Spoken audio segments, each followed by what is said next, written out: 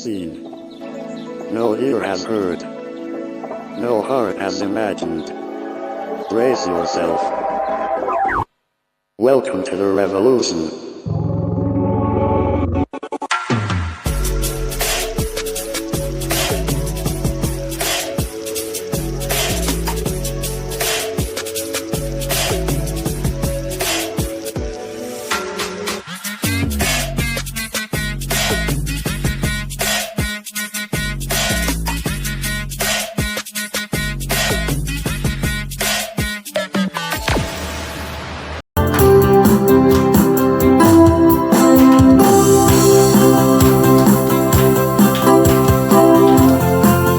प्यार मिलता है, उद्धार मिलता है, बेचैन दिल को करार मिलता है यीशु के नाम से।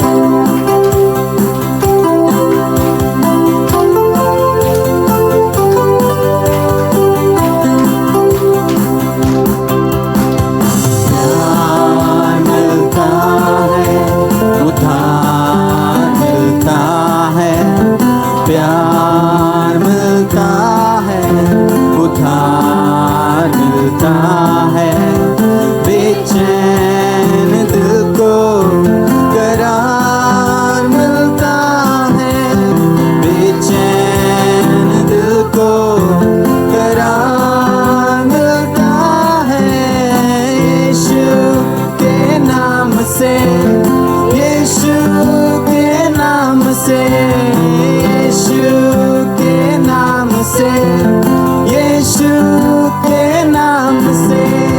प्यार मिलता है, उद्धार मिलता है, प्यार मिलता है, उद्धार मिलता है, बेचैन बेचैन दिल को करार मिलता है, बेचैन दिल को करार मिलता है यीशु के नाम से, यीशु के नाम से, यीशु के नाम से, यीशु के नाम से।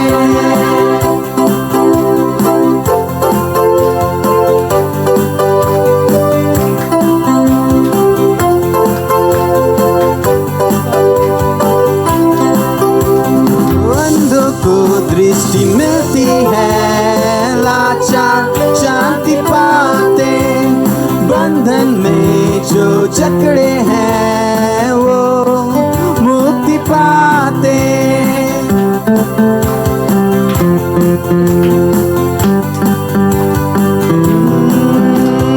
अंधों को दृष्टि मिलती है, लाचार शांति पाते, बंधन में जो जकड़े हैं वो मुक्ति पाते यीशु के नाम से, यीशु के नाम से, यीशु के नाम से, यीशु के नाम से।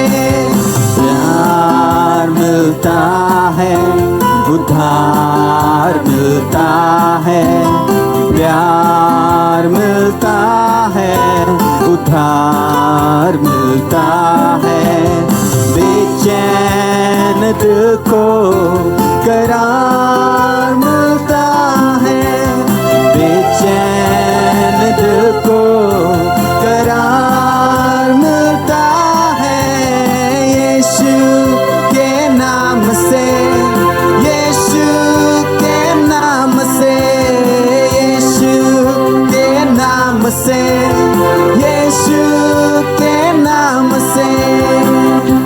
आइए ताली बजाएं, उसके नाम की महिमा करें, वो हर गम को दवा यीशु है। आइए उसकी महिमा करें, उसके पास आए क्योंकि उसके पास जीवन है। हर गम की दवा यीशु, यीशु ही मसीहा है। आओ तुम चले आओ, जीवन यहाँ है।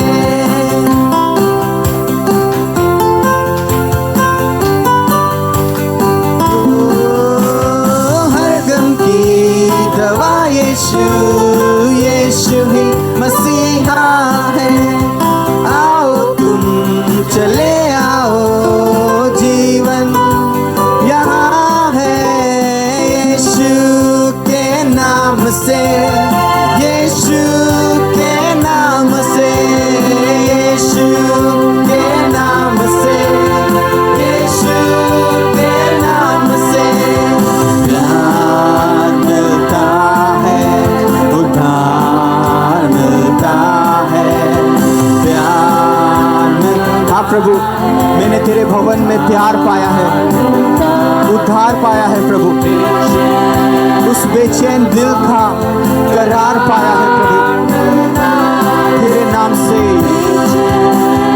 दिल को करार मिलता है, यीशु के नाम से, यीशु के नाम से, यीशु के नाम से, यीशु के नाम से। आइए एक जोरदार ताली बजाएंगे यीशु मसीह के लिए।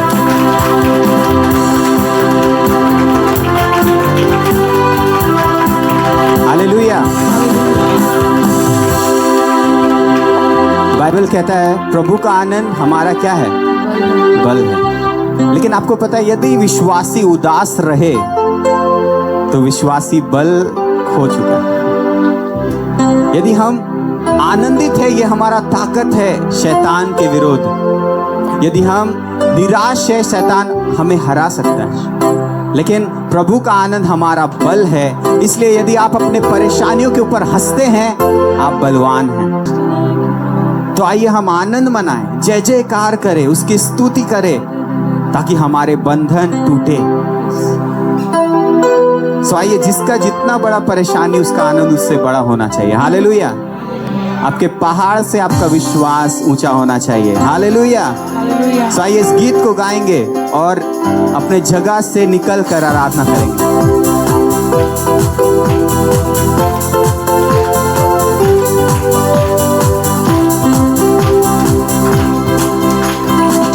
प्रभु का आनंद मेरा बल है, प्रभु का आनंद मेरा सामर्थ्य है, प्रभु का आनंद मेरा बल है, प्रभु का आनंद मेरा सामर्थ्य है।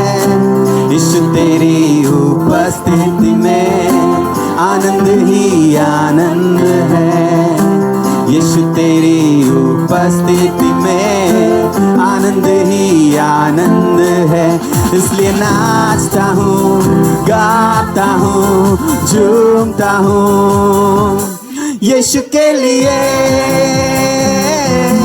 यीशु के लिए, यीशु के लिए, यीशु के लिए। प्रभु का आनंद मेरा बल है, प्रभु का आनंद मेरा सामर्थ्य है। आपका सामर्थ्य दिख रहा है? प्रभु का आनंद मेरा बल है। Yes, Lord. प्रभु का आनंद मेरा सामर्थ्य। यीशु तेरी उपस्थिति में आनंद ही आनंद है, यीशु तेरी उपस्थिति में आनंद ही आनंद है। इसलिए नाचता हूँ, गाता हूँ, झूमता हूँ यीशु के लिए, यीशु के लिए, यीशु के लिए, यीशु के लिए। अब थोड़ा पंजाबी स्टाइल में, ठीक है? प्रभु का आनंद मेरा बल है, प्रभु का आनंद मेरा सामर्थ्य है, प्रभु का आनंद मेरा बल है, प्रभु का आनंद मेरा सामर्थ्य है। यीशु तेरी उपस्थिति में आनंद ही आनंद है, यीशु तेरी उपस्थिति में आनंद ही आनंद है। इसलिए नाचता हूँ, गाता हूँ, झूमता हूँ एक साथ यीशु के लिए, यीशु के लिए, यीशु के लिए, यीशु के लिए। नाचूंगा, नाचूंगा, गाऊंगा पगलों के समान, होश में न रहूंगा, मेरा राजा है महान। हो नाचूंगा, गाऊंगा पगलों के समान, होश में न रहूंगा, मेरा राजा है महान। नाचूंगा होके अपना स्वाभिमान, लोग कैसे मूर्ता बताऊंगा, मेरा राजा है महान। नाचूंगा, नाचूंगा, गाऊंगा पगलों के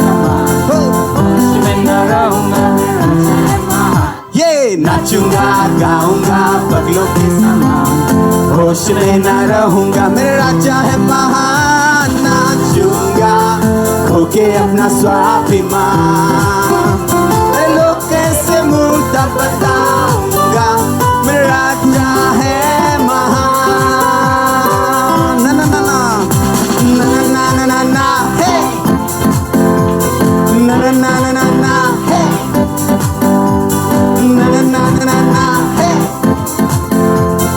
na na na na na na hey और एक बार na na na na na na hey na na na na na na hey na na na na na na hey na na na na na na hey नाचूंगा नाचूंगा खो के अपना स्वाभिमान। लोग कैसे मुर्दा बताऊंगा, मेरा राजा है महान। ओ मेरा राजा है महान। जोरदार ताली उसके नाम के लिए। ओ राजाओं के राजाओं के लिए महान है।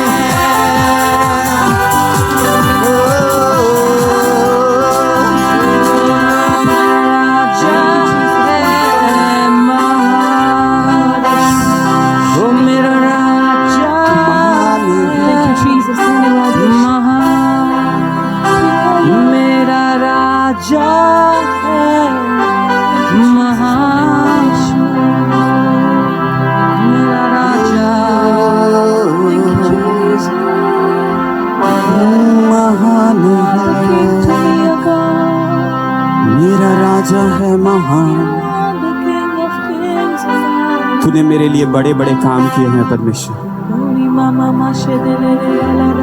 क्योंकि तूने कहा जिन मिस्रियों को, जिन शत्रुओं को आज तुम अपने पीछे हुए आते हुए देख रहे हो, इन्हें तुम फिर कभी नहीं देखने पाओगे। हर एक बुराई प्रभु उस बपतिस्मे में दफन हो गया था प्रभु,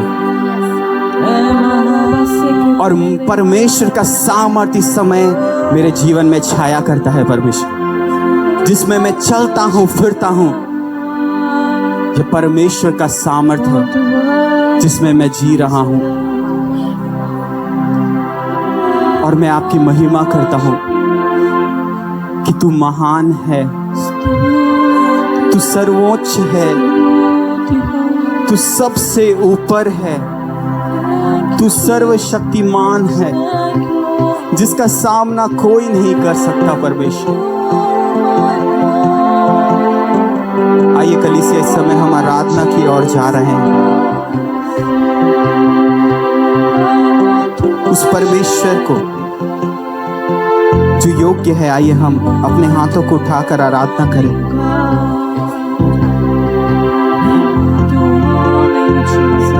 जिसने अद्भुत अद्भुत काम आपके लिए किए हैं, जिसने आपको आपकी कैद में से बाहर निकाला, आपके जंजीरों को खोला है, उस परमेश्वर की आइए महिमा करें। उस अद्भुत पराक्रमी परमेश्वर को हाथों को उठाकर आइए महिमा करें।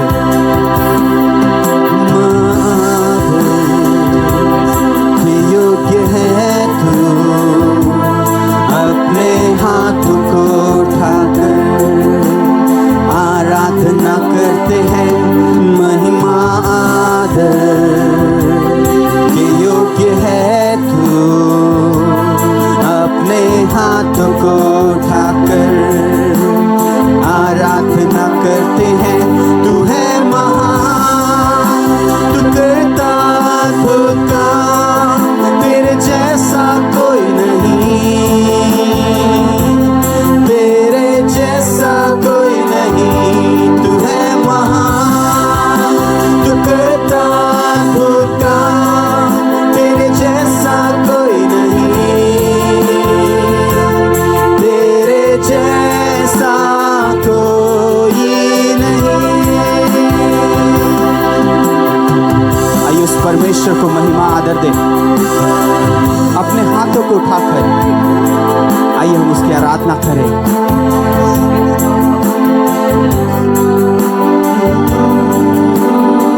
महिमा महिमा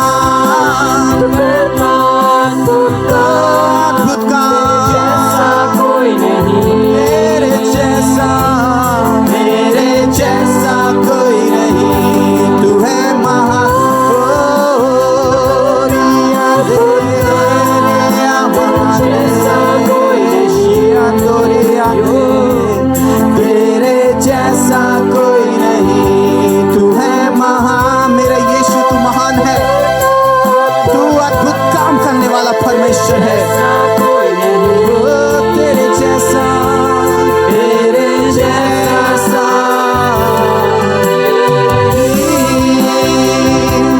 तेरे जैसा कोई नहीं, तेरे जैसा कोई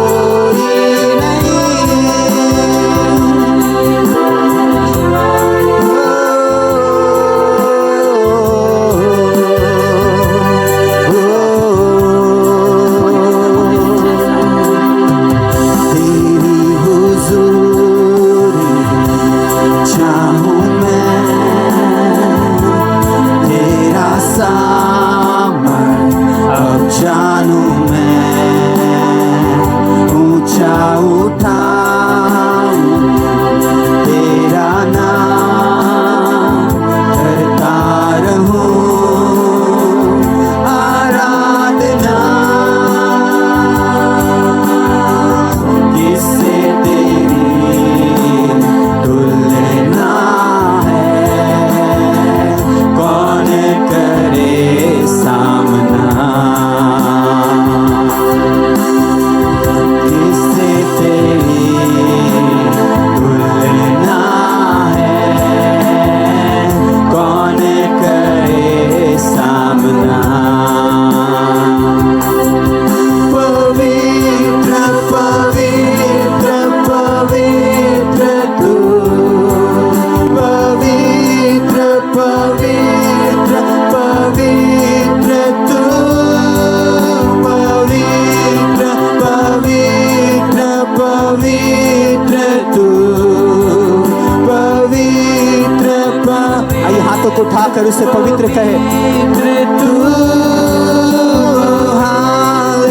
hallelujah hallelujah hallelujah hallelujah hallelujah hallelujah hallelujah hallelujah.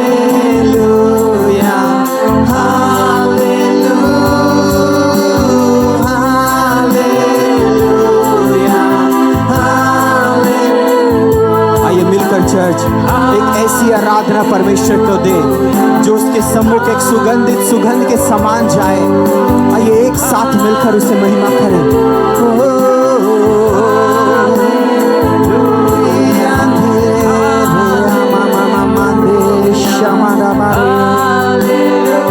आइए नए नए गीतों को गाएं।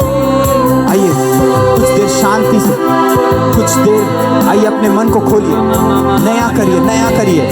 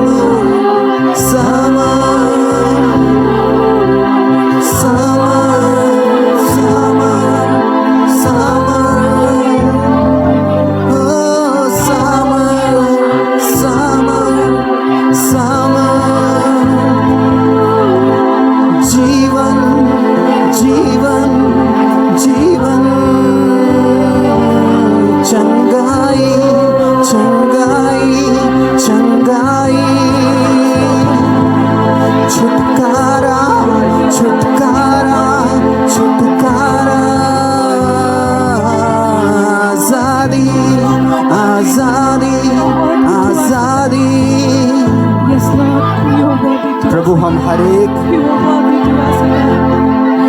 के ऊपर प्रभु जो निर्बल है, हम आपके सामर्थ को मांगते हैं। हम उसके ऊपर आपके सामर्थ को रिलीज करते हैं परमेश्वर। हर एक व्यक्ति जो मृत्यु की तराई में जी रहा है परमेश्वर, उनके ऊपर हम जीवन की घोषणा करते हैं प्रभु। हर एक व्यक्ति जो बीमार है, हम उनके ऊपर आपकी चंगाई की घोषणा करते हैं प्रभु। हर एक व्यक्ति जो अंधकार में जी रहा है, हम उनके ऊपर आपकी ज्योति की घोषणा करते हैं प्रभु। आपका आत्मा यहाँ है प्रभु। जहाँ आपका आत्मा होता है वहाँ आज़ादी होता है प्रभु, और इस समय आपकी आज़ादी को यहाँ पे मांगते हैं। हम आपकी महिमा करते हैं प्रभु। हम धन्यवाद करते हैं कि आराधना में ही आपने कई बंधनों को तोड़ दिया प्रभु, और आपका वचन जो दो-धारी तलवार है वो भी आ रहा है परमेश्वर, और वो भी कई गहराई की बातों को भी आज डील करेगा परमेश्वर। विश्वास करते हैं अपने वचन की सेवा हमारे बीच में कर प्रभु। जीवित परमेश्वर प्रभु, आपके पवित्र नाम की महिमा प्रशंसा और तारीफ करते हैं पिता। धन्यवाद करते हैं क्योंकि आप धन्यवाद के योग्य है पिता। प्रभु आज का ये समय प्रभु हम आपके हाथों में समर्पण करते हैं। मेरे प्रभु जी, पवित्र आत्मा आप काम करें। आज का ये वचन हम सबके जीवन में प्रभु जी वो 100 गुना फल को लेकर के आए। पवित्र आत्मा भी से आप काम करें, एक अच्छी भूमि को उत्पन्न करें हम सबके जीवन में प्रभु। ये वचन जब हमारे जीवन में बोया जाता है प्रभु, वो 100 गुना फल को लेकर आए, हमारे जीवन में बड़ा बदलाव का कारण बने। पिता मैं आपके हाथों में समर्पण करती हूँ हर एक बातों को परमेश्वर, आपके अधीनता में लेकर आती हूँ। पवित्र आत्मा आप कंट्रोल करें, आप काम करें। धन्यवाद के साथ इस दुआ को मांगते हैं यीशु के नाम में, आमीन आमीन। Hallelujah hallelujah. सच में परमेश्वर भला है और उसकी भलाई प्रतिदिन हम हमारे जीवन में देखते हैं।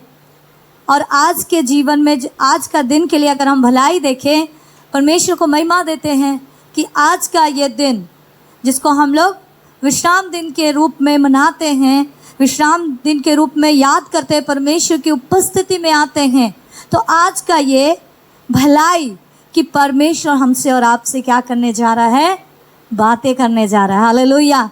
मैं आपको उत्साहित करना चाहूँगी, अपने मन को, अपना हृदय को परमेश्वर की ओर लगा के रखे, अपने कानों को परमेश्वर की ओर लगा के रखे। एक जब बच्चा जब भूखा रहता है, किस भूख के साथ, किस प्यास के साथ अपने माँ अपने पिता की ओर देखता है। जब हम भूखे होते तो हम खाना का आस में रहते हैं ना, उस भूख और प्यास के साथ परमेश्वर के करीब आने के लिए तैयार रहिए। और मैं कहूँगी कि प्रभु से कहिए कि प्रभु आज मुझसे बातें कर। कहिए प्रभु आज मुझसे बातें कर।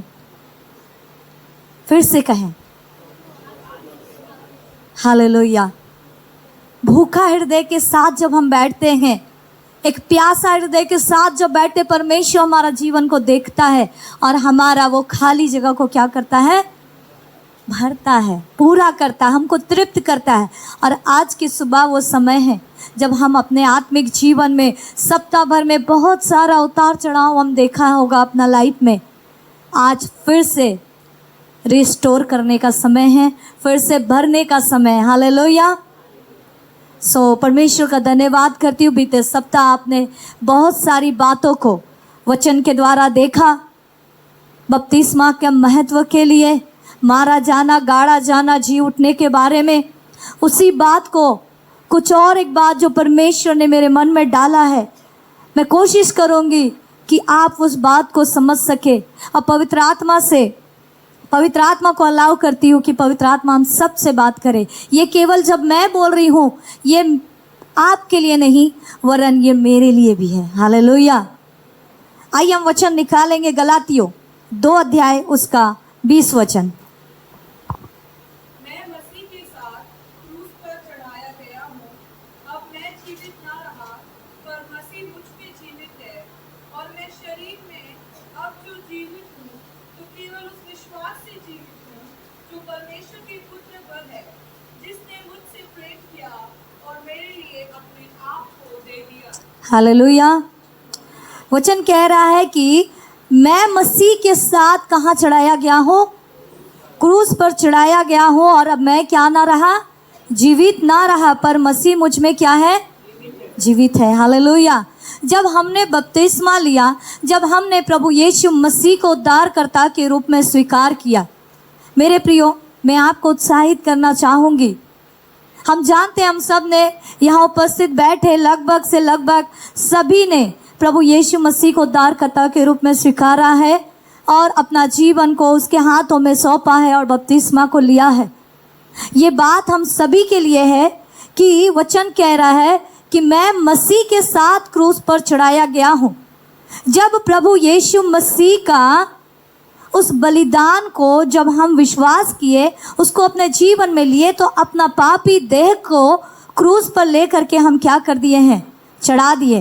हालांकि हम शारीरिक देह में उस क्रूस पर तो नहीं थे, लेकिन मसीह हमारे द्वारा, मतलब हमारे लिए क्रूस पर मरा।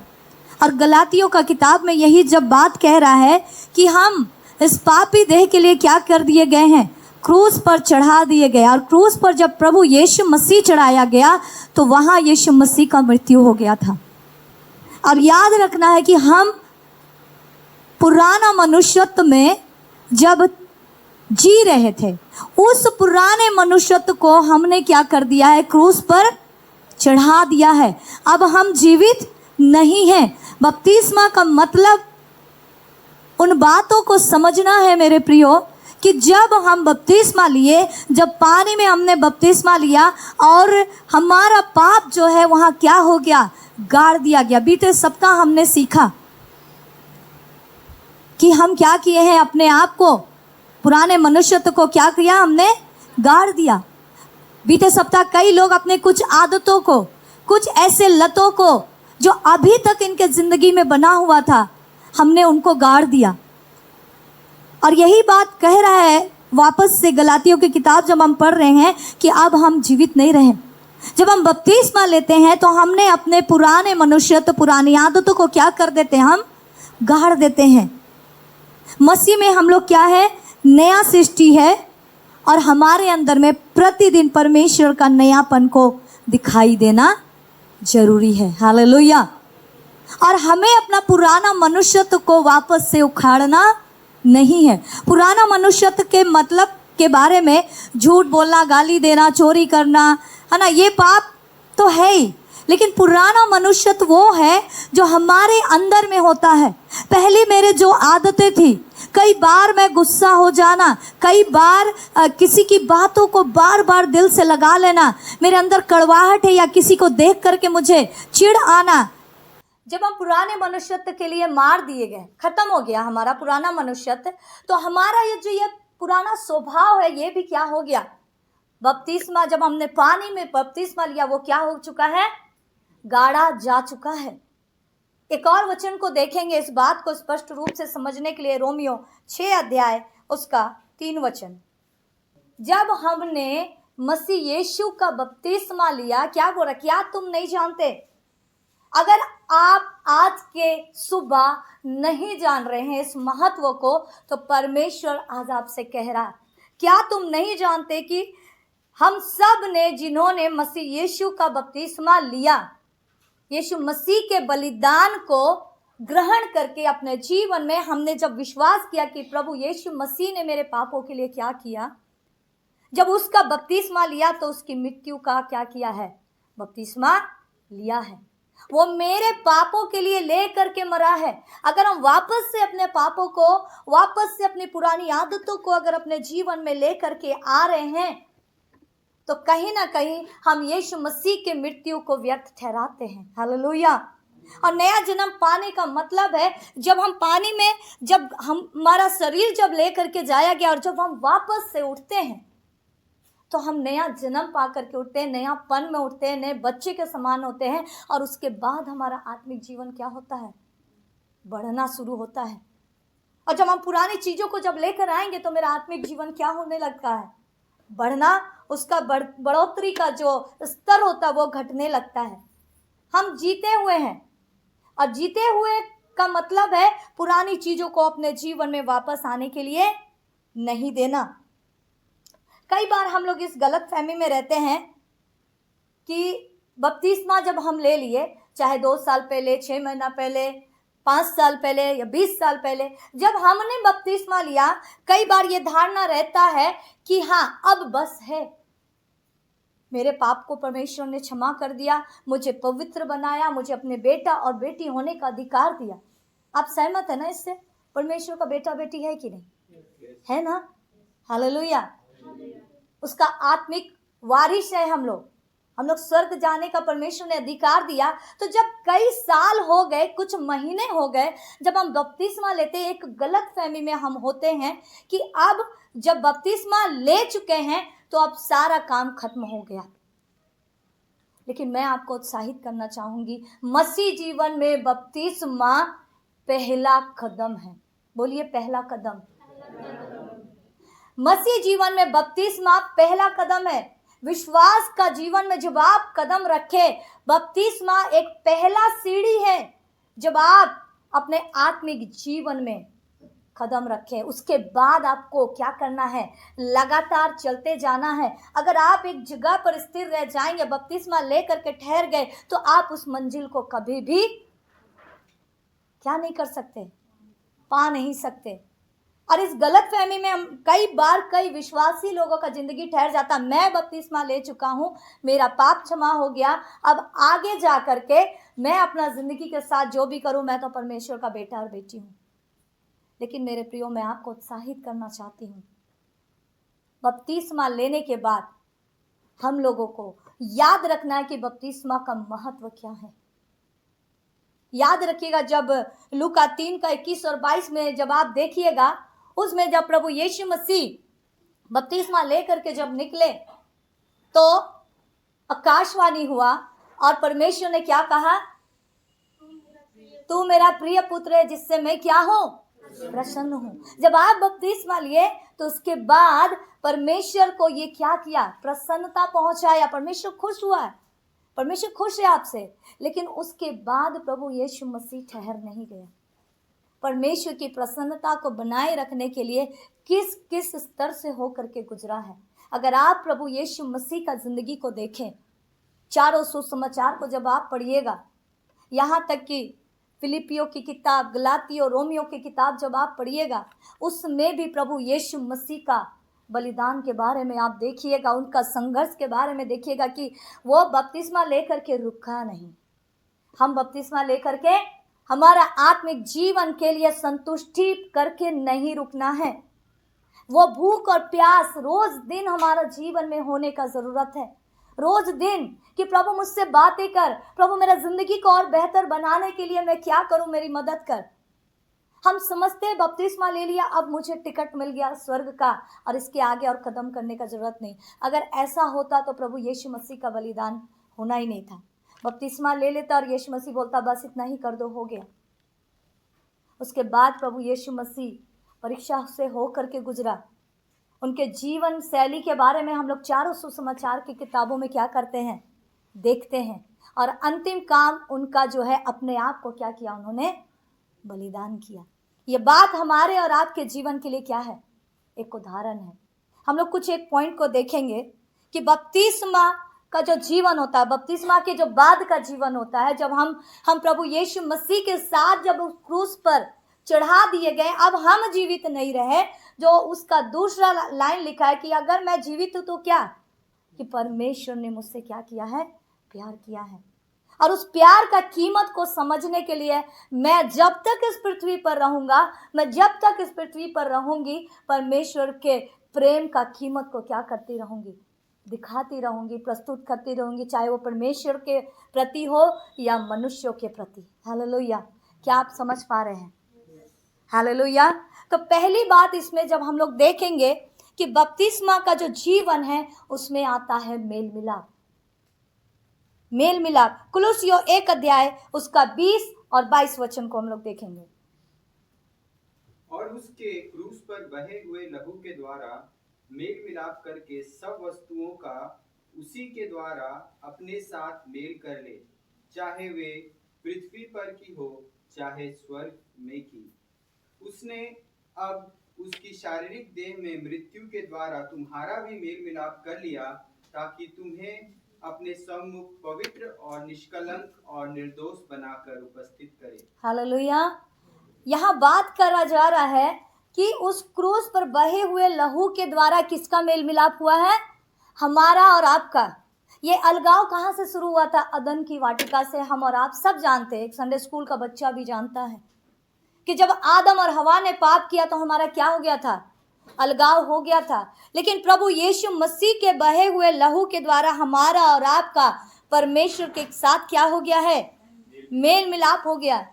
और जब मेल मिलाप हो गया तो वहां बता रहा है सब वस्तु का उसी के द्वारा से अपने साथ मेल कर ले, चाहे पृथ्वी की हो, चाहे कोई वस्तु पृथ्वी का है, पृथ्वी से संबंधित चीजें हैं, इस जब तक हम लोग इस संसार में जी रहे हैं उससे संबंधित है, या स्वर्ग की बातों से संबंधित है।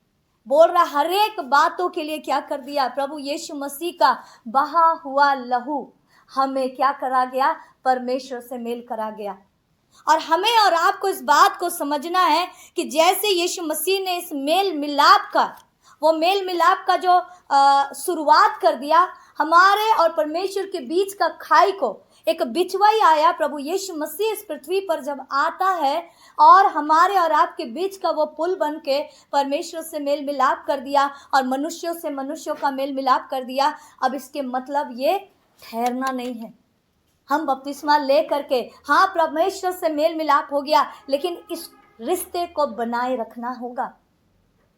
आप याद करिए, जब एक जोड़ा जब शादी के लिए परमेश्वर के वेदी के पास में जब वो खड़ा होता है, जब उसको वाचा की बातों को जब बोला जाता, उस दिन जब दोनों वो लड़का वो लड़की जब वाचा को बांधते हैं कि हाँ जैसा परमेश्वर का वचन कहता है वैसा मैं अपने पति के साथ, वैसा मैं अपने पत्नी के साथ वाचा बांधता हूँ या बांधती हूँ, ये केवल शादी के दिनों तक स्थिर रह जाता है क्या? नहीं।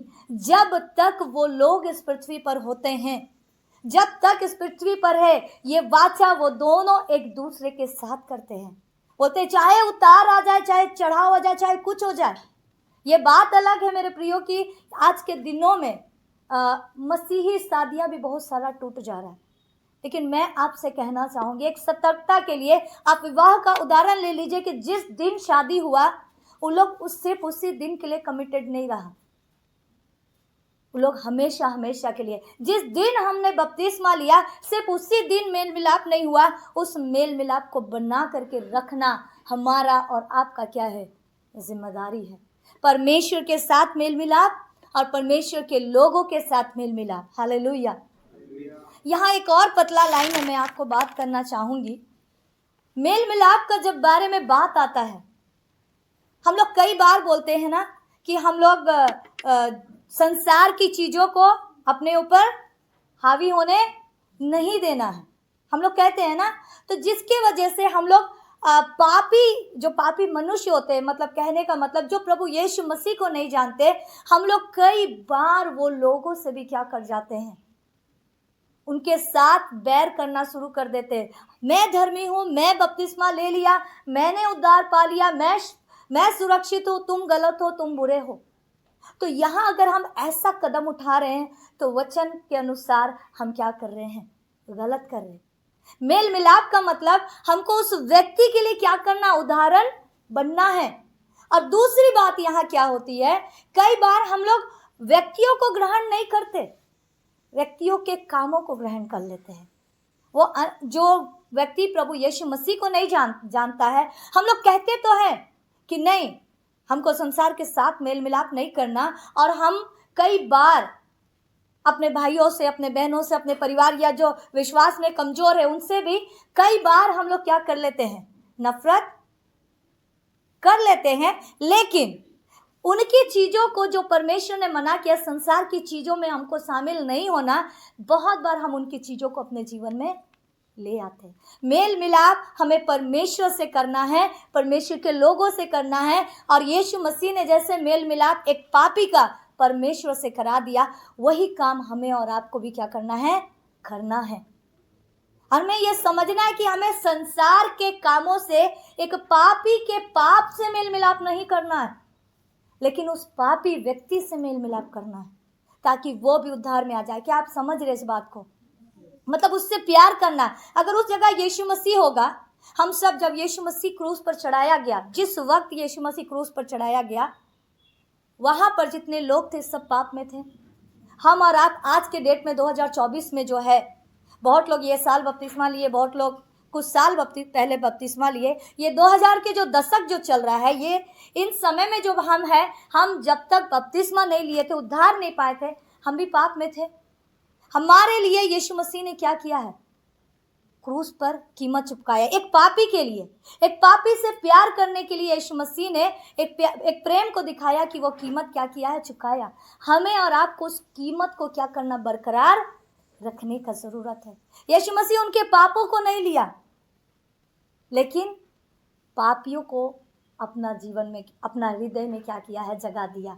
वही काम हमें और आपको परमेश्वर आज की सुबह कह रहा है कि हमें क्या करना? मनुष्यों से मेल मिलाप करना। अगर यीशु मसीह अगर अंतर करने बैठे, मान लीजिए अंतर करने बैठे, एक व्यक्ति कम पाप किया है, दूसरा व्यक्ति ज़्यादा पाप किया है, मैं इस व्यक्ति को उतना प्यार नहीं करूँगा क्योंकि ये हत्या भी करता है, झूठ भी बोलता है, गाली भी देता है और व्यभिचार भी करता है, नशा भी करता है।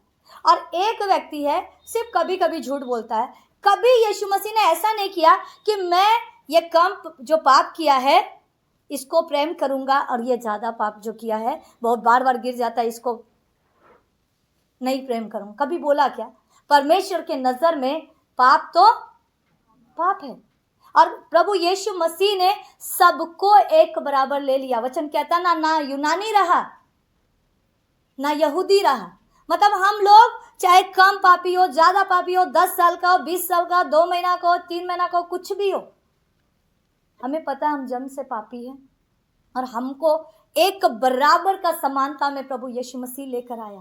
हमें और आपको इस कीमत को समझना है। अगर हमारे आस पड़ोस में, हमारे परिवार में, हमारे कलीसिया में या हमारे जो लोग प्रभु यीशु को नहीं जानते हैं, उनके जीवन में हम अगर कमी को देखते हैं तो हमें कभी भी उनको न्याय नहीं करना चाहिए।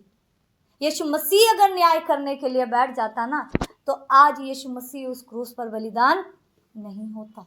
मैं मसीह के साथ क्रूस पर चढ़ाया गया हूं, मतलब मसीह के जैसे अगर हमको काम करना है तो मसीह के जैसे हमको क्या करना होगा? लोगों के साथ हमारा नजरिया वैसा ही रखना होगा। हमारे पास पूरा हक होगा। हो सकता कोई व्यक्ति आपका दिल को दुखाया, हो सकता कोई आपका हृदय को तोड़ दिया और आपका उससे बन नहीं रहा, बात नहीं करने का मन करता। याद करिएगा, उस जगह अगर यीशु मसीह होता तो क्या होता? मैं भी ऐसा था एक समय, मैं भी ऐसी थी एक समय, मेरा भी जीवन ऐसा था। जब मेरे लिए प्रभु यीशु मसीह ने वो कीमत को चुकाया, तो मुझे भी अपने भाई और बहन के लिए अपना पुराना मनुष्यत्व, उस पर गुस्सा करने का पूरा हक है, उसको डांटने का पूरा हक है, उसको नफरत करने का पूरा हक है, पुराना नियम, पुराने मनुष्यत्व के अनुसार। लेकिन मैं मसीह के साथ क्रूस पर चढ़ा दिया गया हूँ, तो अब हम जीवित नहीं हैं। अब कौन है? मेरे अंदर में प्रभु यीशु मसीह वास करता है। फिर भी मैं उसको गले लगाऊंगा, फिर भी मैं उसको प्यार करूंगा, क्योंकि मेरा परमेश्वर का वचन कहता है। फिर भी मैं मेल मिलाप करूंगा। और संसार का मेल मिलाप मैं आपको बता रही हूँ, मसीह कलीसिया में इन दिनों में क्या होता है। आप याद करिए, दफन होने का मतलब क्या होता है? हम लोग जाते हैं ना, जब दफन करने जाता है, बॉडी को दफन करने गया, और जब दफन करने के लिए गए तो शव को क्या कर दिया? गाड़ दिया। 1 महीने के बाद, 2 महीने के बाद उसको, जब आप कल्पना करिए, अभी तो ऐसा हुआ नहीं, पता नहीं, लेकिन जब आप कल्पना करिए कि जब आप उसको क्या करेंगे? निकालेंगे, वो बॉडी का अवस्था क्या होगा? पूरा सड़ा हुआ है ना, कीड़ा लगा हुआ रहेगा। आप क्या करिएगा? आपका वो प्रियजन होगा, हो सकता है, क्या आप उसको, मेरा प्रियजन है, मेरा बच्चा है, या मेरा पति, मेरा पत्नी, आप उसको ऐसा करके गला लगाएगा क्या? अगर आप उसको गला लगाएगा तो उसका संक्रमण, उसका जो बोलते हैं ना, जो भी उसका वायरस, वो आपका जीवन में भी क्या करेगा? आपका शरीर में भी क्या करेगा? खराबी करेगा। मसीह जीवन कलीसिया में पता है इन दिनों ये हो रहा। मेरा जीवन जब गाड़ा जा चुका है, मैंने जब बपतिस्मा ले लिया, अपना पुराना मनुष्यत्व को गाड़ दिया ना, वापस से हम लोग क्या करते? कई बार उसको निकालते। आप जरा सोचिए, पुराना मनुष्यत्व, वो सड़ा हुआ सड़ाहट को लेकर के आज कलीसिया विश्वासी अगर उसको लेकर के ऐसे करके जी रहा बोझ के तरह, उसका आत्मिक जीवन पर क्या प्रभाव पड़ेगा? एक नया शरीर मिला है हमें और आपको। अगर हम पुराने मनुष्यत्व को लेकर के ढो रहे हैं, ढो करके चल रहे हैं, अगर बपतिस्मा लेने के बाद भी मेरा जिंदगी अगर नहीं बदला है, तो मतलब हम उस लाश को लेकर के चल रहे हैं, उसे लेकर के ढो रहे हैं। और आप जरा कल्पना कर लीजिए कि आप कब्रिस्तान गए हैं और उस लाश को उठाए हैं और अपने साथ लेकर के चल रहे हैं, उसमें सड़ाहट है और उसमें कीड़ा लगा हुआ है, और आप उसको लेकर के चल पाओगे क्या? अपने साथ लेकर के कर पाएंगे? लेकिन आत्मिक जीवन में हमको इसी बात को समझने का ज़रूरत है। अगर हम पुराना मनुष्यत्व को लेकर के जी रहे, मतलब मेरा आत्मिक जीवन को क्या कर रहे हैं, हम नुकसान पहुंचा रहे, इसको संक्रमित कर रहे हैं, और एक समय ऐसा आएगा कि इसको भी क्या हो जाएगा, संक्रमण हो जाएगा, और एक समय ये भी बीमार होके मर जाएगा। कोरोना वायरस का एक उदाहरण है ना, एक दूसरे से फैला, संक्रमण फैला ना। ये मसीह जीवन में हमको एक बात को समझना, पुराना स्वभाव का संक्रमण हमारा मसीह जीवन का नया जीवन में नहीं पड़ने देना है। इसके लिए हम और आप क्या है, खुद जिम्मेदार है। हमें देखना है कि हम मेल मिलाप कहाँ करें। कई बार लोगों का साथ हमारा मेल मिलाप सड़ाहट का कारण बन जाता है। हम कह रहे मसीह संगति तो है, लेकिन हमें और आपको जांचना है कि मसीह संगति जब कर रहे हैं, वहाँ जो हम बातें कर रहे हैं, वहाँ जो हम अपने विचारों को रख रहे हैं, क्या विचार रख रहे हैं मेरे प्रियो? कहीं मेरा पुराना शब्दों के द्वारा, कहीं मेरा बात करने के द्वारा इस माहौल में सड़ाहट तो नहीं जा रहा है? मैं दोष नहीं लगा रही, लेकिन इन दिनों कलीसियाओं में जो हो रहा है, सिर्फ हमारा कलीसिया का बात नहीं, मैं कह रही हूँ मसीह देह के बारे में, कि जब मसीह देह के बारे में बात हो रहा है मेरे प्रियो, तो कहीं ना कहीं जब हम संगति में बैठते हैं, हम क्या परमेश्वर के वचन के बारे में बात करते हैं? क्या हम यीशु मसीह के जीवन को लेकर के बात करते हैं? क्या हम पौलुस का जीवन को लेकर बात करते हैं? क्या परमेश्वर के काम को लेकर या स्वर्ग की बातों को लेकर के बात करते हैं? और अगर नहीं, अगर हम किसी दूसरे के बारे में बात करते हैं या शिकायतें करते हैं, कहीं ना कहीं वो सड़ाहट का बोलते ना, वो बॉडी को लेकर के जा रहे, और इसका संक्रमण हम बोल तो दिए ये मेरा भी जीवन का खराबी कर रहा है, और जो सुन रहा है उसको भी इफेक्ट कर रहा है। इस बात का हमको और आपको ध्यान रखना कि हम मेल मिलाप कर रहे हैं कैसे और किसके साथ। समझ आ रहा है आपको? आइए हम आगे और बढ़ेंगे। एक और वचन देखेंगे, नीति वचन 6 अध्याय उसका 14 और 15 वचन, कि जब हम ये सड़ाहट को लेकर के जब हम चलते हैं, जब हम पुराना मनुष्यत्व को लेकर के चलते हैं, जब हम लोगों के बीच में ऐसी बातों को करते हैं जहाँ झगड़ा का माहौल बनता है, जहाँ नफरत का माहौल बनता है, तो इसका अंजाम भी परमेश्वर का वचन हमको और आपको बता दे रहा है। मैं आपको डराने के लिए नहीं कह रही, वचन है सच्चाई दिखाना, देखना हमारा और आपका फर्ज है। कल को जब हम परमेश्वर के सामने खड़े होंगे, परमेश्वर हमको बोलेगा मैंने तुझे ये वचन दिया था। ये वचन हम अगर हमको चुभ रहा है, अगर हमारे जीवन में वो चेतावनी की तरह हमको लेना है उसको, अगर चुभ रहा है तो ऐसे करके नहीं कि ये वचन क्यों बोला गया। अगर चुभ रहा है तो अच्छा है, चुभता है तभी काम होगा, और काम करने के लिए परमेश्वर को देना है। आइए हम इस परिणाम को देखेंगे, नीति वचन 6 अध्याय उसका 14 और 15 वचन। उसके मन में उलटफेर की बातें रहती, वह लगातार बुराई गढ़ता है और झगड़ा रगड़ा उत्पन्न कराता है। इस कारण उस पर विपत्ति अचानक आ पड़ेगी, वह पल भर में ऐसा नष्ट हो जाएगा कि बचने का कोई उपाय ना रहेगा। इस वचन के अनुसार परमेश्वर हमसे और आपसे ये कह रहा है। एक बार फिर से 14 वचन को पढ़िएंगे। उसके मन में उलटफेर की बातें रहती। अगर हमारे मन का बारे, अभी वो जुबान पर भी नहीं आया, वचन कह रहा है अगर मन में उलटफेर की बातें हैं, इधर का बात उधर करना, ऐसा करना, इस बात को, क्योंकि हम इंसान हैं, हम लोगों को सुनना भी, तेल मसाला वाला बात सुनना भी पसंद होता है, बोलना भी पसंद होता है ना। आगे वचन पढ़ेंगे। वह लगातार बुराई गढ़ता है, अगर वो लगातार बुराई गढ़ रहा है और झगड़ा रगड़ा उत्पन्न कराता है। अब यहाँ पर मन में अगर हमारा इस बात को है तो क्या है, झगड़ा उत्पन्न होगा। कई बार अगर हमारा दिल में किसी के प्रति नफरत है, अगर आप देखिएगा ना, अगर आप अपना जीवन में देखिएगा किसी के प्रति अगर कुछ है, तो आपको अगल बगल के एक्टिविटीज में उस पर अगर आप ध्यान दीजिएगा तो कहीं ना कहीं आपको 1 पॉइंट 2 पॉइंट 3 पॉइंट दिखाई देते रहेगा। होता है ना ऐसे, देखा फिर से मेरा दिल को तोड़ दिया, देखा फिर से ये वही काम किया, क्योंकि मेरा मन में झगड़ा का अगर वो धीरे धीरे बारूद बन रहा है, तो हम क्या करते जा रहे हैं, उसको बड़ा सा बम बनाने के लिए। क्योंकि अगर हम मन में सोच रहे हैं तो कहीं ना कहीं हम हमारा आत्मिक जीवन का नुकसान कर रहे हैं। और 15 में क्या बोलता है, एक बार फिर से हम लोग देखेंगे। इस कारण उस पर विपत्ति अचानक आ इस पड़ेगी। कारण विपत्ति, ये किसके लिए बोल रहा है? ये हमारे लिए बोल रहा है। अगर हम मन में झगड़ा का स्वभाव रख के जा रहे, अगर हमारा मन में हम पुराना मनुष्यत्व का काम को रख करके जा रहे, वचन कह रहा अचानक विपत्ति। अचानक विपत्ति पढ़ने का पता है ना कैसा रहता है? विपत्ति एक ऐसा चीज है कि अचानक ही आता है। अगर आपको पहले से पता होगा तो आप तैयारी में रहेंगे ना, रहेंगे कि नहीं? तैयारी में रहेंगे। लेकिन विपत्ति आना किसी को भी पसंद नहीं। किसी को पसंद है क्या? विपत्ति आना किसी को पसंद नहीं। अचानक विपत्ति आ पड़ेगा। और वचन कह रहा है कई जगह ये विनाश को लेकर आता, खत्म, सब कुछ खत्म। इस बात को हमको और आपको समझना है कि हम मेल मिलाप कहाँ कर रहे हैं। दूसरी बात हम लोग देखेंगे, बपतिस्मा का जीवन जीने का मतलब है पवित्रीकरण की ओर आगे बढ़ते जाना। हालेलुया। क्या आप समझ पा रहे? ये दूसरा पॉइंट है कि बपतिस्मा का मतलब है कि पवित्रीकरण की ओर आगे बढ़ते जाना। परमेश्वर के ऊपर, यीशु मसीह के ऊपर जब हमने विश्वास किया, अपना जीवन जब परमेश्वर को सौंपा, तो परमेश्वर हमको और आपको पवित्र किया। आप मानते हैं इस बात को? आप पवित्र हैं? पवित्र याजकों का समाज, वचन कहता है ना, राजपदधारी याजकों का समाज, हम लोग पवित्र है ना। अब क्या है, जब हम उस पर कदम रखे, विश्वास के जीवन में जब हमने कदम रखा, तब अब पवित्रीकरण का प्रोसेस क्या हो गया? शुरू हो गया। अब इसको बरकरार रखना, इस पवित्र जीवन को बरकरार रखना का मतलब अभी हमको क्या करना है? इस पर काम करना है। आइए इस वचन को देखेंगे। कुलुसियों 3 अध्याय 5 से 11 वचन, थोड़ा लंबा वचन है, लेकिन आप ध्यान से इस बात को समझने का कोशिश कीजिएगा।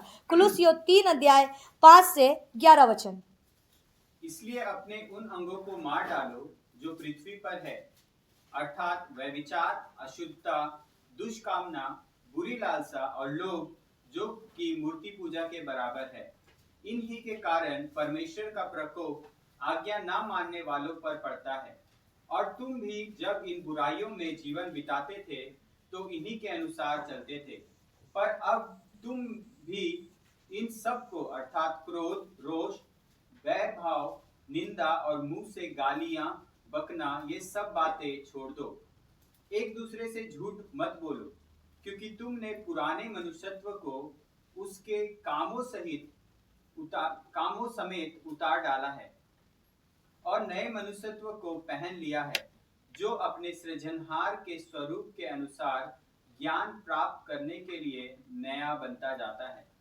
उसमें ना तो यूनानी रहा, ना यहूदी, ना खतना रहित, ना जंगली, ना सुक्ति, ना दास और ना स्वतंत्र, केवल मसीह सब कुछ और सब में है। हालेलुया। वचन बता रहा, इसलिए अपने पुराने अंगों को क्या कर दो? मार दो।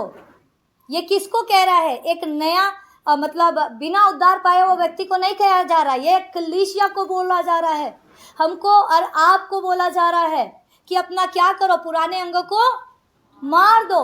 अब पुराना अंग में अभी भी बहुत सारा बात जो पाया जाता है, व्यभिचार, अशुद्धता, दुष्कामना, बुरा लालसा, लोभ हो गया, परमेश्वर को आराधना नहीं करके दूसरी बातों को आराधना करना। और इसलिए बोल रहा है तुम इन सारी बुराइयों को क्या कर दो? पहले बुराई ऐसा जिंदगी जीता था, अब इनको छोड़ दो। गाली मत दो, गुस्सा नहीं करो, क्रोध नहीं करो। ये पुराना मनुष्यत्व था, लेकिन अभी आप नया है। पवित्रीकरण का मतलब अब आपको इन सारे चीजों पर क्या करना है? काम करना है। परमेश्वर ने आपको पवित्र कर दिया, लेकिन जो आपकी आदतें हैं, आपको नशा करने का आदत है, आपको बहुत ज्यादा बकबक करने का आदत है, आपको हो सकता है झूठ बोलने का आदत है, गाली देने का आदत है। अब जो ये आदतें हैं, अब इस पर हमको क्या करना है? मसीह जीवन का मतलब, ये पवित्रीकरण का मतलब है। पवित्रीकरण में हमको आगे बढ़ने का मतलब है रोज दिन अब क्या करना है? इस पर काम करना है। रोज दिन, प्रतिदिन, एक दिन परमेश्वर ने हमको पवित्र ठहरा दिया है। लेकिन इसको बनाए रखना हमारा और आपका कर्तव्य बनता है। अगर कुलूसियों का किताब में इस बात को लिखा गया कि गाली मत दो, झूठ मत बोलो, क्योंकि तुमने पुराने मनुष्यत्व को क्या कर डाला है, उतार डाला है। बपतिस्मा लेने के बाद हम नया हो गए, खुद को क्रूस पर चढ़ा देने के बाद नया जन्म पा लिए, लेकिन अभी भी कहीं ना कहीं पुराना मनुष्यत्व आपको कहेगा कि आप ये काम करो, लेकिन वचन बता रहा है कि आपको क्या करना है, इस चीजों को त्यागना है, छोड़ देना है। पवित्रीकरण का मतलब है कि आपको हर दिन अपग्रेड करना है अपना मसीह जीवन को।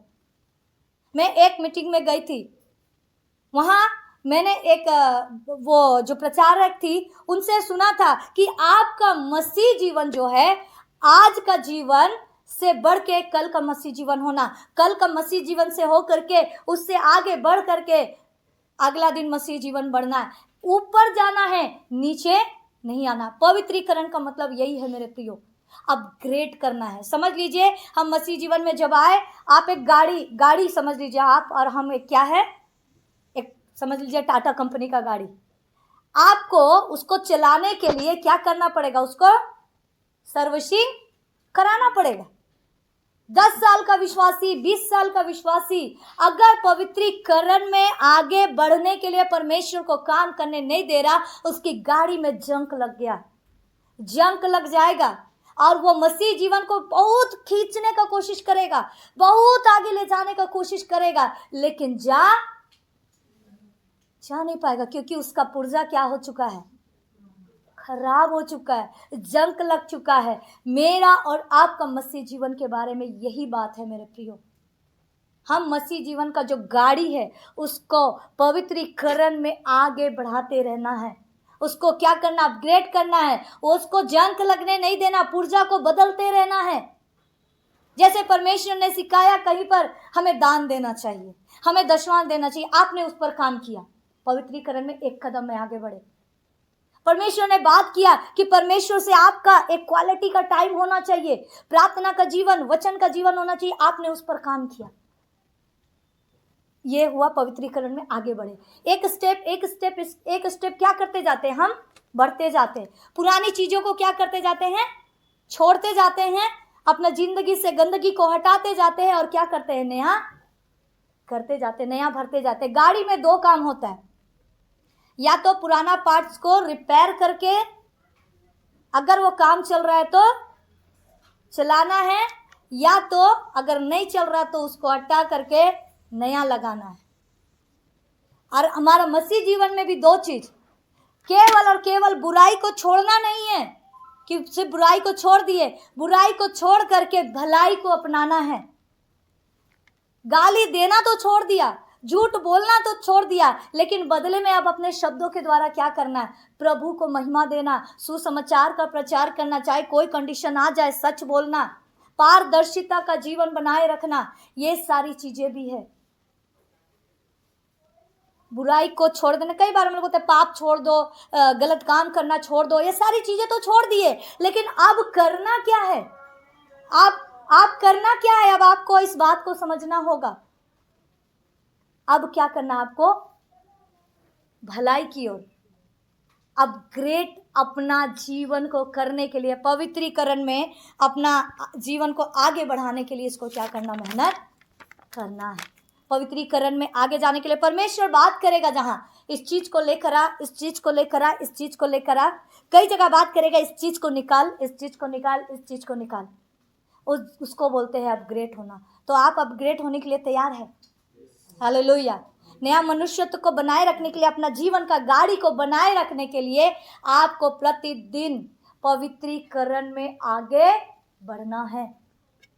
पवित्रीकरण में अगर हम आगे नहीं बढ़ते, अनसेंस करके हमारा जीवन क्या होता है, बदलता है, हम सिद्धता की ओर आगे बढ़ते। परमेश्वर ने हमको दे दिया, इसका जो बोलते हैं ना, मोहर दे दिया, हमको ठप्पा लग गया है कि तुम पवित्र हो, लेकिन उसका काबिल बनने के लिए, उसके लिए हमको क्या करना होगा, जब तक इस पृथ्वी पर है हमको अंश अंश करके पवित्रीकरण की ओर आगे बढ़ते जाना। जहाँ जहाँ परमेश्वर हमको हमारे जीवन को कह रहा है साफ करने के लिए, हमको वहाँ क्या करना है, करते जाना है। कई बार पवित्रीकरण में परमेश्वर हमारा जिंदगी में दूसरों को जीवन को दिखा करके भी बात करता है। जैसे मान लीजिए आपको कोई व्यक्ति सता रहा है, कोई परेशान करता, आपका घर के लोग हो गया, परिवार हो गया, है ना, झूठ झूठ आप पर इल्ज़ाम लगा रहा है, तो अभी क्या है यहाँ पर आप बोलेंगे कि ये भी तो वचन को जानता है। आप कहेंगे ना, ये क्यों मेरे साथ ऐसे कर रहा है? आप तो कहेंगे कि नहीं? कहना जायज़ है भाई, कहेंगे। लेकिन आपको पता है उस जगह अगर वो आपको सता रहा है, अगर आपको झूठा इल्जाम लगा रहा है, आप उसके जीवन को देख करके निराश हो रहे हैं कि ये लड़का ऐसा क्यों कर रहा है, ये लड़की ऐसा क्यों कर रही है, परमेश्वर आपके जीवन को बनाना चाहता है। ये परिस्थिति को देख करके जीवन में क्या करेगा, वो आपके जीवन को उंगली उठाया। मान लीजिए कोई विश्वासी आपके जीवन को उंगली उठा दिया है, तुम्हारा जिंदगी तो ऐसा है, तुम्हारा जिंदगी तो ऐसा रहा है, तुमको समझ नहीं आता क्या, तुम ऐसे बोल रहा है, तुम ऐसा बोल रही।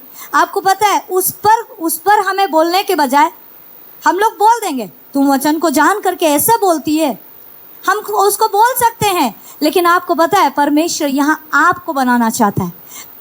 कभी जब आपके जीवन में ये सारी बातें आए, ये दोष की बातें आए, ये ताड़ना की बातें आए, परमेश्वर आपको पवित्रीकरण की ओर आगे लेकर के जाना चाहता है कि ऐसे समय में आप कितना धीरज धरते हैं। हालेलुया। हमारा प्रतिक्रिया क्या रहता है पता, कई बार तुरंत हम बोलते ये व्यक्ति वचन को जानने के बाद में ऐसा कर दिया, वो अगुआ ऐसा कर दिया, वो उसका मुंह से ऐसा सुन लिए। हम लोग कई बार ऐसा सोचते हैं ना, लेकिन अगर हम सुन रहे हैं वो बातें मेरे जीवन में क्या प्रभाव डाल रही है, इस बात को हमको ध्यान देना है। उनके बातों के प्रभाव से हम अपने आत्मिक जीवन को खराब नहीं करें। निराशा लगता है, बुरा लगता है, लेकिन अगर परमेश्वर दिखा रहा है, अगर मान लीजिए वो व्यक्ति आपके ऊपर दोष लगाया, तो हमको बदले में दोष लगाने के बजाय हमको यहाँ क्या करना, अब प्रेम दिखाना, परमेश्वर से कहना प्रभु मेरा मदद कर कि ऐसे समय में धीरज धर सकूं। पवित्रीकरण का मतलब वही है कि जैसा परमेश्वर पवित्र है, वो चाहत करता है कि जैसा मैं पवित्र हूँ वैसा तुम भी पवित्र बनो। अब पवित्र बनाने के लिए परमेश्वर हमको और आपको क्या किया है, उद्धार का जीवन दिया। हमें और आपको क्या कर दिया, उद्धार का जीवन दिया। अब हमें पवित्र कर तो दिया है, लेकिन इस पर बने रहना या ना बने रहना हमारा और आपका जिम्मेदारी बनता है। नया जीवन में, आत्मिक जीवन में हमको पवित्रता का खोजी बनना है। जब हम प्रार्थना करें अपने मसीह जीवन के लिए, जब मैं आपको उत्साहित करना चाहूँगी, जब आप प्रार्थना करें अपने जीवन के लिए, प्रार्थना करिए कि प्रभु प्रतिदिन आपका जो प्रोसेस है मेरे ज़िंदगी के लिए पवित्र बनाए रखने के लिए, पवित्र बने रहने के लिए, पवित्रता का खोजी होने के लिए मेरा मदद करिए। रोटी दाल कपड़ा चावल घर नौकरी पैसा बच्चा पत्नी सबके लिए तो प्रार्थना है, लेकिन अपने जीवन के लिए जब हम प्रार्थना करना है, इस प्रार्थना को हमारे जीवन में हमको शामिल कर लेना है कि पवित्रीकरण में प्रतिदिन आगे बढ़ने में पवित्र आत्मा आप हमारी क्या करे, मदद करे। और जब आपको परमेश्वर बनाएगा तकलीफ होगा, याद रखिएगा तकलीफ तो होगा, लगेगा अरे ऐसा हो रहा है वैसा हो रहा है, लेकिन हम उसी वक्त भी क्या रहना है, स्थिर रहते हैं। जब तब परमेश्वर हम लोगों को क्या करता है, बेहतर तरीके से बनाता है। तकलीफ अगर नहीं हो रहा, प्रभु यीशु मसीह का क्रूस पर चढ़ाया जाना, हम समझते हैं परमेश्वर क्या आनंदित होकर के अपना बेटा को बलिदान होने दिया। हम क्या समझते कि यीशु मसीह बहुत ही आराम से क्रूस पर चढ़ गया। यीशु मसीह भी तकलीफ में था, अपने लोगों से धोखा खाया, उसको कितना सताया गया, उसके अपने चेले उसको पकड़ा दिए और उसको झूठ बोल करके भाग गए। उस दर्द को लेकर के भी यीशु मसीह क्रूस पर था। मानव जाति का पाप के लिए परमेश्वर अपना बेटा को बलिदान कर रहा है। क्या ये परमेश्वर के लिए यह चीज़ आसान था? तकलीफ नहीं हुआ, परमेश्वर को हुआ है, लेकिन वो तकलीफ हमारा और आपका जीवन के लिए भलाई को लेकर आया। अगर हम आज के समय में मसीह जीवन में बढ़ने के लिए, उस तकलीफ को उठाने के लिए तैयार है अगर, तो हमारा और आपके जीवन में भलाई को लेकर के आएगा, उन्नति को लेकर के आएगा। हालेलुया। तो क्या ये पवित्रीकरण में हम बढ़ने के लिए तैयार है? क्या हमको जैसा बोला जाता है हम वैसा करने को तैयार है? कई बार मेरे प्रियो जब हमारे अगुए बोलते हैं कि आप ऐसा करो, हमें लगता है ऐसा करने के लिए क्यों बोला, क्यों ऐसा किया, सवाल करते हैं। यीशु मसीह को जब क्रूस पर चढ़ाने के लिए परमेश्वर ने जब दिन ठहराया, प्रभु यीशु ने अपनी प्रार्थना को रखा। प्रभु यीशु मसीह जा करके परमेश्वर से बहस नहीं किया, हमको क्यों क्रूस पर चढ़ा रहा, उद्धार तो आप दूसरे तरीके से भी दे सकते थे, क्यों आप ऐसे कर रहे, सवाल नहीं किया परमेश्वर से। उन्होंने जो बात परमेश्वर ने कहा, परमेश्वर ने ठहराया था, वही कदम को प्रभु यीशु मसीह ने किया है। पवित्रीकरण में आगे बढ़ने के लिए जो हमको कहा जाए, मैं आपको क्लियर रूप से कहना चाहूँगी, खासकर अगुआ का बात। जब आपको आपका आत्मिक जीवन का वो अगुआ है, आत्मिक जीवन का वो माता है, पिता है, आपका आपसे ज़्यादा वो वचन के बारे में जानता है। अगर परमेश्वर ने आपके ऊपर उसको ठहराया है, तो आपके ऊपर उसने माँ को ठहराया, आपके ऊपर में अगर उस पिता को ठहराया है, तो जरूर परमेश्वर सोच करके ही ठहराया होगा। हम लोग को लगता है नहीं ऐसा करना था, इनको ऐसा करना था। मैं आपको बोलना चाहूँगी, परमेश्वर के वचन को याद करके पवित्रीकरण में बनने के लिए हमें परमेश्वर की ओर ताकते हुए जो हमको बात किया जाता है, हमको बहुत ही आदर के साथ उसको क्या करना है, स्वीकार करना है। पवित्रीकरण का मतलब एक और है, पारदर्शिता का जीवन होना है। मेरे प्रियो, अगर कुछ गड़बड़ी है तुरंत जाइए, जा करके बात करिए। ज़्यादा दिन अगर हम अपने जीवन में इस चीज़ को बैठा करके रखेंगे तो समझ लीजिए वो गाड़ी में क्या लग रहा है, क्या लग रहा है, जंक। और जंक लगने देना नहीं है, नहीं तो आत्मिक जीवन क्या हो जाएगा, रुक जाएगा। जहाँ है, जिससे है, उससे जा करके बात करिए। अपने अगुओं के पास में लेकर के जाइए, अपने आत्मिक पिता के पास, अपने आत्मिक माँ के पास आइए और जा करके बात करिए कि ऐसा ऐसा है। वो आपको अगुवाई करेगा, वो आपको मार्गदर्शन। अगर परमेश्वर ने उसको आपके ऊपर ठहराया है, मतलब कुछ तो सोच करके ठहराया है। ये बात हमको और आपको समझना है। पारदर्शिता का जीवन, वचन कहता है कुछ भी ढका हुआ नहीं है जो खोला नहीं जाएगा। एक ना एक दिन तो खुलेगा, लेकिन छुपा हुआ क्या रहता है आपको पता है? वचन बोलता है पाप द्वार पर छुपा हुआ है। अगर हम कोई चीज छुपा करके कर रहे हैं तो ये अगुआ का भी कुछ नहीं जानने वाला, परमेश्वर का भी कुछ नहीं जानने वाला। पता है किसका जाएगा? हमारा खुद, हमारा नुकसान होगा। कल को जब हम विपत्ति में पड़ेंगे तो चिल्लाएंगे, फिर आएंगे तो किसके पास? अगुआ के पास। ऐसा हो गया, वैसा हो गया। फिर जब अगुआ डांट लगाएगा तो हम मुंह बन जाएंगे हमारा। इससे पहले कि हम विपत्ति में पड़े, हमको तुरंत क्या करना है? आ जाना है, परमेश्वर के पास आना है, परमेश्वर के लोगों के पास आना। और कभी भी मैं आपको एक और बात बताना चाहूँगी, अगर आप पवित्रीकरण में आगे बढ़ना चाहते हैं ना, कभी भी अपना आत्मिक जीवन के स्तर से नीचे के लोगों से परामर्श बिल्कुल मत लीजिए, बिल्कुल भी उनसे सलाह मत लीजिए। जो आत्मिक जीवन में कमज़ोर है, अगर आप उनसे सलाह मांगने जाएंगे, वो सांसारिक तौर पे आपको सलाह देगा, जो आपका शरीर को तो अच्छा लगेगा। सलाह लेना है तो अपने से आत्मिकता के स्तर में जो ऊंचा, जिसको परमेश्वर ने आपके ऊपर ठहराया, परमेश्वर के पास आइए, अगुओं के पास आइए, सलाह वहाँ से मिलेगा। क्योंकि वो लोग भी अपना जीवन के बहुत सारे अनुभव से क्या होते हैं, गुजरते हैं। कुछ चीज़ का समझ नहीं आता, समझ भी है कि ये कदम उठाना है। कई बार हम लोग अपना अगुआ को फ़ोन करते हैं, बहुत ही बिजी शेड्यूल में, बोलते हैं, शॉर्ट में बताते हैं, ऐसा ऐसा ऐसा है, क्या करें। वहाँ से बात आता है, क्यों, हमको क्या ज़रूरत है, हम लोग तो चर्च चला रहे हैं, हमको अपना अगुआ से पूछने का क्या ज़रूरत। हमारा अगुआ तो गुवाहाटी में रहता है, लेकिन फिर भी हम लोग को ज़रूरत पड़ता है, क्योंकि हम जानते हैं जिस स्तर पे मैं हूँ, जो नज़रिया से मैं देख रही हूँ, मेरा अगुआ का नज़रिया अलग हो सकता है, क्योंकि वो मुझसे ज़्यादा आत्मिकता में, और हम लोग बात करते हैं उनसे और हमें नज़रिया दिखाई देता है। मैं आपको वही उत्साहित करना चाहूँगी, पारदर्शिता का ज़िंदगी रखिए।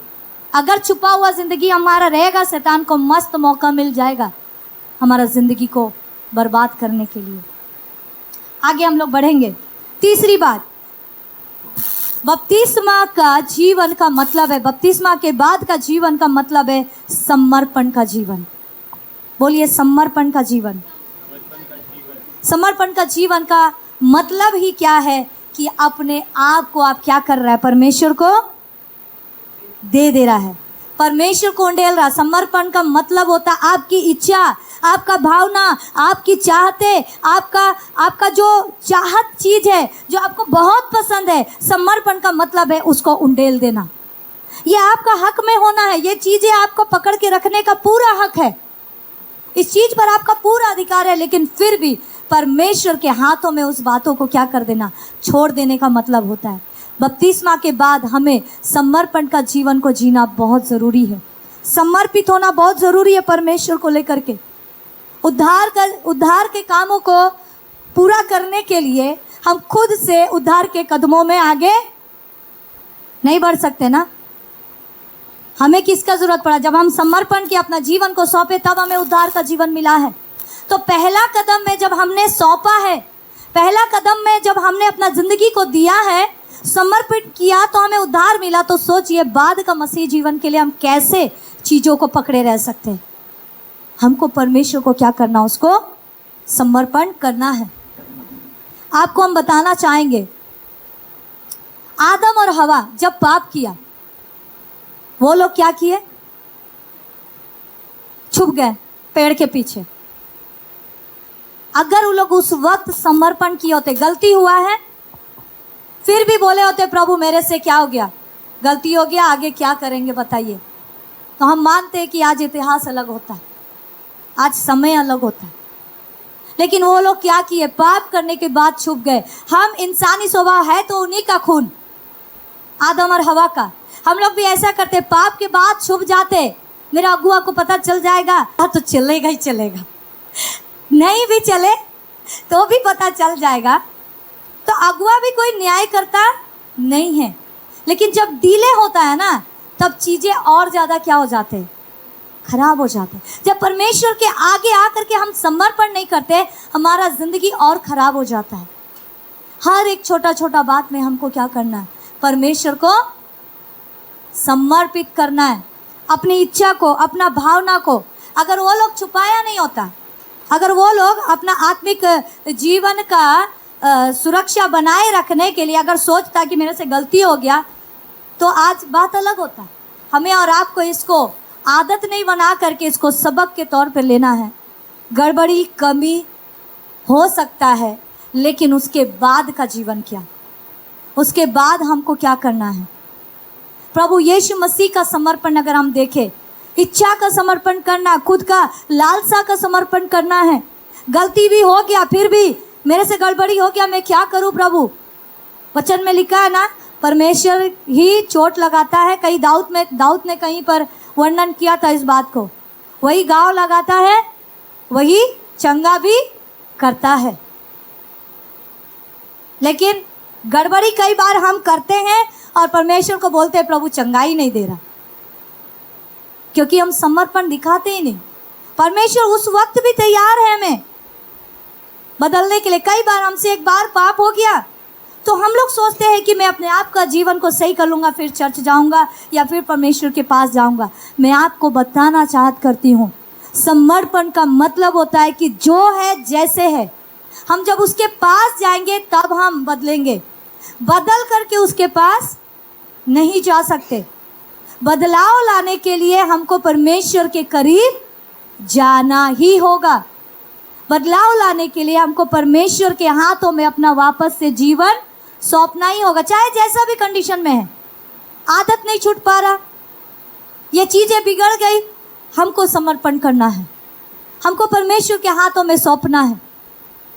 अपना इच्छा को, अपना भावना को सौंपना है कि प्रभु ऐसा हो गया, मैं क्या करूं। इच्छा और भावना को सौंपने का मतलब प्रभु यीशु मसीह का जीवन को आप याद रखिएगा। यीशु मसीह प्रार्थना किया, प्रभु मेरी इच्छा नहीं तेरी इच्छा पूरी हो। यीशु मसीह तो परमेश्वर था, वो अपना हिसाब से तो काम कर सकते थे ना। ये गतसमनी का बागीचा का प्रार्थना बाइबल में अगर दिया गया है तो क्यों दिया गया? ये हमें और आपको सिखाना चाहता है कि जो एक पुत्र होने के बाद में भी इतना आज्ञाकारी रहा। आइए इस वचन को हम लोग देखेंगे, फिलिपियों 2 अध्याय उसका 6 से 8 वचन। जिसने परमेश्वर के स्वरूप में होकर भी परमेश्वर के तुल्य होने को अपने वश में रखने की वस्तु ना समझा, वरन अपने आप को ऐसा शून्य कर दिया और दास का स्वरूप धारण किया और मनुष्य की समानता में हो गया और मनुष्य के रूप में प्रकट होकर भी अपने आप को दीन किया और यहाँ तक आज्ञाकारी रहा कि मृत्यु, हाँ क्रूस की मृत्यु भी सह ली। वचन बता रहा है यहाँ पर यीशु मसीह का समर्पण। यीशु मसीह अपने आप को समर्पण किया और उसके समर्पण में पता क्या था? दीनता। बिना दीनता के साथ सच्चा समर्पण हो ही नहीं सकता। हम जब परमेश्वर के करीब आते हैं, हमको दीन बनकर आना है, नम्र बनकर आना है, जीरो बनकर आना। अगर यीशु मसीह की इस बात को आप ध्यान दीजिए, 7वां वचन में कहता, वरन अपने आप को क्या कर दिया? क्या कर दिया? शून्य। एक परमेश्वर स्वर्ग को छोड़ करके इस पृथ्वी पर मानव रूप लेकर के आता है और वचन बता रहा है कि अपने आप को क्या कर दिया उन्होंने? सर्वशक्तिमान परमेश्वर, त्रिएक परमेश्वर मानव रूप में इस पृथ्वी पर आया, लेकिन वो अपने आप को शून्य कर दिया। तो हमें और खुद को, हम और आप खुद को और कितना अधिक नहीं दीन करने का जरूरत है। क्या आप इस बात को समझ रहे? समर्पण में दीनता, समर्पण में नम्रता होना बहुत जरूरी है। जैसा वचन बता रहा है, दास का रूप धारण किया, मनुष्य का समानता में हो गया, मनुष्य का रूप में प्रकट होकर अपने आप को दीन कर दिया। मनुष्य बन करके आया, वो पापी नहीं था, पापी बन गया हमारे लिए। झूठ नहीं बोला, लेकिन झूठ का कीमत चुकाया उसने। गाली नहीं दिया उसने, लेकिन गाली का कीमत चुकाया उसने। ईर्ष्या, घमंड, कड़वाहट, कुड़कुड़ाहट नहीं कभी किया, लेकिन उसका कीमत चुकाया है उसने। उसने परमेश्वर को अपना जीवन समर्पण किया, परमेश्वर की इच्छा में काम किया। वो है हमारा जिंदा खुदा। वो चाहत करता, अगर ये बात हमको और आपको वचन में बता रहा है मेरे प्रियो, कि हमें जब हम समर्पण करने आएंगे, अपनी इच्छा को अर्पण करना, अपनी भावना को अर्पण करना, पूरे तरीके से सब कुछ, प्रभु मेरा परिवार, मेरा बच्चा, मेरा नौकरी, मेरा पैसा, मेरी इच्छाएं, मेरे सपने, मेरी सारी चीज़ें मैं तुझे अर्पण करता हूँ। और इनके साथ दीनता होना बहुत ज़रूरी है। बिना दीनता वो सच्चा समर्पण कहलाएगा ही नहीं। और जहाँ समर्पण नहीं, वहाँ बपतिस्मा का महत्व क्या हो गया? जीरो। वहाँ बपतिस्मा का महत्व जीरो हो गया। मैं मसीह के साथ क्रूस पर चढ़ाया गया हूँ, वचन कहता। मैं जीवित नहीं रहा, मैं शून्य हूँ, मेरा कोई अस्तित्व रहा नहीं। अगर मैं जीवित हूँ, किस लिए? हमको परमेश्वर का महिमा प्रकट करना है, और इसके लिए हमको समर्पण करना जरूरी है। इसके लिए पवित्रीकरण में आगे बढ़ते रहना जरूरी है। इसके लिए मेल मिलाप का जिंदगी जीना जरूरी है। और बिना इसके हम और आप मसीह जीवन में आगे बढ़ने में क्या हो सकता है? रुकावट बन सकता है। इस बात को हमको और आपको समझना है। एक बार हम फिर इस वचन को पढ़ेंगे और हम प्रार्थना करेंगे। गलातियों 2 अध्याय उसका 20 वचन। मैं मसीह के साथ क्रूस पर चढ़ाया गया हूँ। अब मैं जीवित ना रहा, पर मसीह मुझ में जीवित है। और मैं शरीर में अब जो जीवित हूँ, तो केवल उस विश्वास से जीवित हूँ जो परमेश्वर के पुत्र पर है, जिसने मुझसे प्रेम किया और मेरे लिए अपने आप को दे दिया। अपने आप को दे दिया। मेरे प्रियो, यहाँ ये बात कह रहा है बपतिस्मा का कीमत को हमको पहचानने के लिए कि हम अपना जीवन को क्या कर दिए हैं? क्रूस पर चढ़ा दिए गए हैं। अगर हम जीवित हैं तो इसलिए कि यीशु मसीह को हमारे लिए दे दिया गया है, कि परमेश्वर के प्रेम में हम क्या कर जाएं? आगे बढ़ जाएं, कि हम परमेश्वर के प्रेम को समझ करके, जो मुझ में जीवित है, जो विश्वास से जीवित हो, अगर जो प्रभु यीशु मसीह पर है, वो क्या बता रहा है? जिसने मुझसे प्रेम किया है, अपने आप को दे दिया, इसीलिए मैं जिंदा हूँ। लेकिन अगर मेरे पाप का कीमत अगर देखा जाए तो मुझे तो क्रूस पर होना था। अगर मैं जीवित हूँ तो मुझे बपतिस्मा का महत्व को समझना बहुत ज़रूरी है। अगर मैं जीवित हूँ, अगर आज पृथ्वी पर हूँ, तो पवित्रीकरण में आगे बढ़ना बहुत ज़रूरी है। अगर मैं जीवित हूँ तो मेल मिलाप का जिंदगी जीना, परमेश्वर का जो मेल मिलाप का सेवा हमें दिया गया है उसको बनाए रखना, उसको बरकरार रखना जरूरी है। अगर मैं जीवित हूं तो समर्पण का जीवन पूरे दीनता के साथ करना बहुत जरूरी है। आइए हम अपने जगह पर खड़े हों, आइए हम प्रार्थना करेंगे। ये समय होगा मेरे प्रियो, ये 3 बात आज परमेश्वर आपको दिखा रहा है। मैं मसीह के साथ क्रूस पर चढ़ाया गया, अपना बपतिस्मा होने का उस बलिदान का कीमत, मैं मसीह के साथ क्रूस पर चढ़ाया गया हूँ।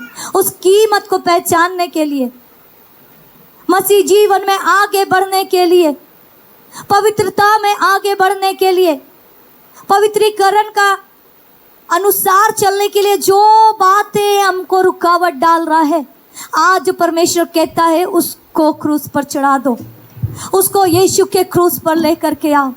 अगर हम समर्पण नहीं कर पा रहे, आज परमेश्वर आपको मौका दे रहा है। जो है जैसे हैं, चाहे जितना भी अंदर क्यों ना भरा हुआ है, परमेश्वर बुला रहा है।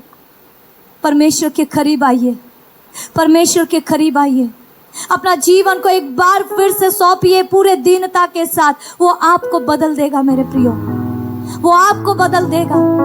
मायने नहीं रखता है कि हमने बीते दिनों कितना अधर्म, कितना पाप किया, क्या क्या चीजें किए। मायने रखता है कि आज जब परमेश्वर हमसे बात कर रहा है, हम अपना जीवन को समर्पित कर रहे हैं कि नहीं। मायने ये रखता है कि आज जब परमेश्वर क्रूस का कीमत को हमको दिखाया, हम उस क्रूस की कीमत को पहचान करके अपना जिंदगी को सही करने के लिए तैयार है कि नहीं। हम खुद से अपना जिंदगी सही नहीं कर पाएंगे जब तक हम परमेश्वर के पास ना आए। उस बंधन को तोड़ करके आ जाइए परमेश्वर के करीब। आप जिस भी स्थिति में हैं, परमेश्वर आपको बुला रहा है। आप जिस भी कंडीशन में हैं, परमेश्वर आपको बुला रहा है। हम में से हर एक लोग अपने आत्मिक जीवन में संघर्ष करता है मेरे प्रियो। ये समय है जो परमेश्वर आपको नया बल देना चाहता है। अगर आप उसको एक बार फिर से समर्पित करिएगा, एक बार फिर से कहिएगा कि प्रभु मैं मेल मिलाप करना चाहता हूँ लेकिन हो नहीं पा रहा। प्रभु मैं पवित्रीकरण में आगे बढ़ना चाहता तो हूँ लेकिन हो नहीं पा रहा। प्रभु मैं समर्पित जीवन जीना तो चाहता हूँ लेकिन हो नहीं पा रहा। आइए इन सब बातों के लिए परमेश्वर आज की सुबह आपको बात कर रहा है। एक बार मुझे मौका दे करके देख, इस सारी चीजों को क्रूस के करीब ला करके तो देख, परमेश्वर आपका जीवन को बदल देगा मेरे पिता। परमेश्वर प्रभु हम आपका धन्यवाद करते हैं।